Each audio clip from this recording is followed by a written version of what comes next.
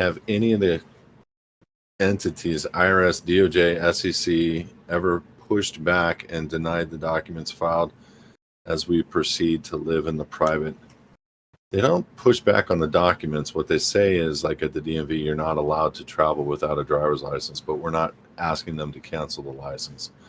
But they do it months later, and you've already perfected the record, and it doesn't matter. The Social Security pushes back and says every United States citizen living within the United States must have a Social Security card. But again, we didn't cancel the Social Security contract. We moved ourselves in position from trustee to beneficial interest.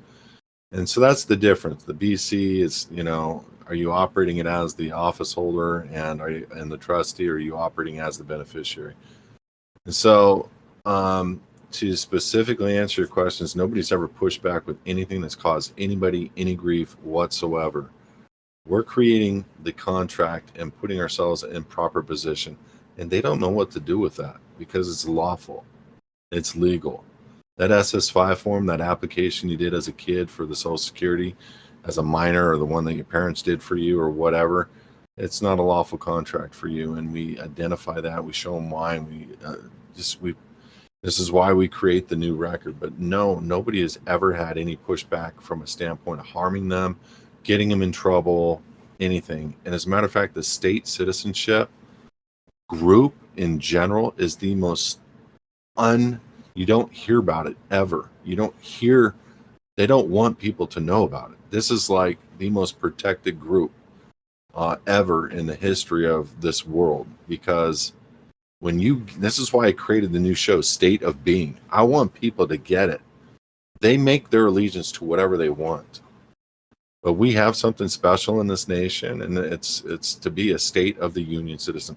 It's a state of being, to be a self-governed child of God. And it's accepted internationally, and it's protected by international law.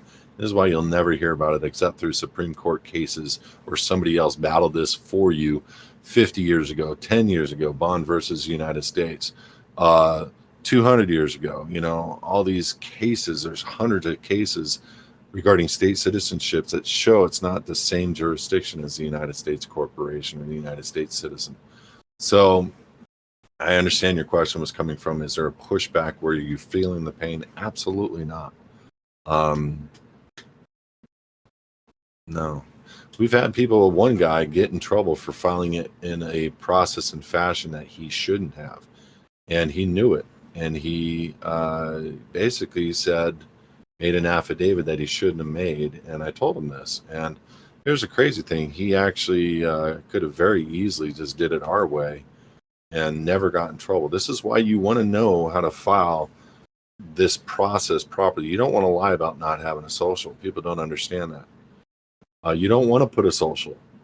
There's things that you have to do to correctly position yourself as within these documents. And if you don't, you're going to put yourself in a position of hurt. But when we do it, it's in a form and fashion that protects you, protects your interests, and it's just dealing with the trust law elements around it. And that's why there's nothing they can do about it. Anybody can do anything they want to somebody, and especially with the brute force that they're trying to show with these, around the world. But there's something special about a state citizen that is beyond anything you could ever imagine. Like, I have never heard of anybody going after a state citizen movement. Never heard that. There's probably all kinds of stuff and all kinds of investigations, and that's why you have these kinds of questions that maybe look like they're setup questions. Are you just trying not to get out of taxes? Are you just this? I'll tell people wide open. Well, what I believe in, I will tell people I don't want to fund the whore for one penny. If I could figure out how to not pay a single dime to the whore, I would figure that out. But it's not about avoiding taxes.